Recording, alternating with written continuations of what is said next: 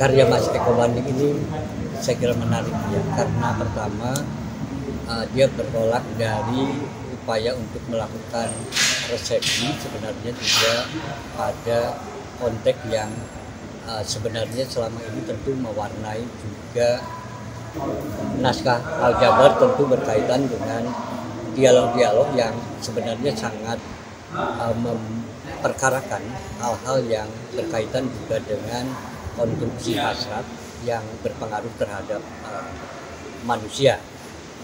Dan ini tentu ya sebuah naskah yang mengajak kita untuk kembali mengingat hal-hal yang seringkali kita menjadi semakin sadar tentu tentang kegagalan manusia ya di dalam persoalan yang berkaitan dengan upayanya untuk memuliakan kemanusiaan.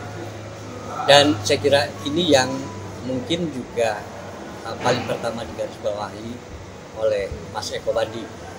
Tetapi kalau kita membicarakannya dari perspektif proses kreatifnya, saya kira ini juga menjadi bagian yang menarik. Karena ketika naskah ini kemudian dijadikan rujukan dan Mas Eko Banding melakukan interpretasi, ini terjadi sesuatu yang saya kira inilah yang menjadi intensi menarik dari karya Mas Eko. Misalnya bagaimana misalnya refleksi tentang kehidupan yang dilakukan oleh Mas Eko Banding ini kemudian mengantarkan pada semacam kesadaran mengenai pengalaman tentang kekosongan.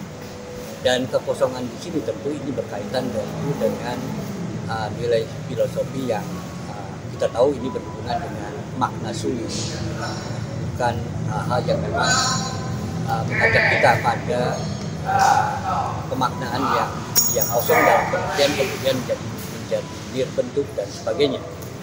Nah, pengalaman kekosongan ini kemudian ditambah tentu dengan pengalaman empirik Mas Eko terkait misalnya dunia pertunjukan yang sejak lama dia diikuti, tentu ini juga menjadi bagian yang membentuk intuisi Mas Eko Banding juga. Saya kira inilah yang mengantarkan kemudian Mas Eko tiba pada misalnya semacam frase yang saya kira penting, pemahaman bahwa kita sedang tidak baik-baik saja.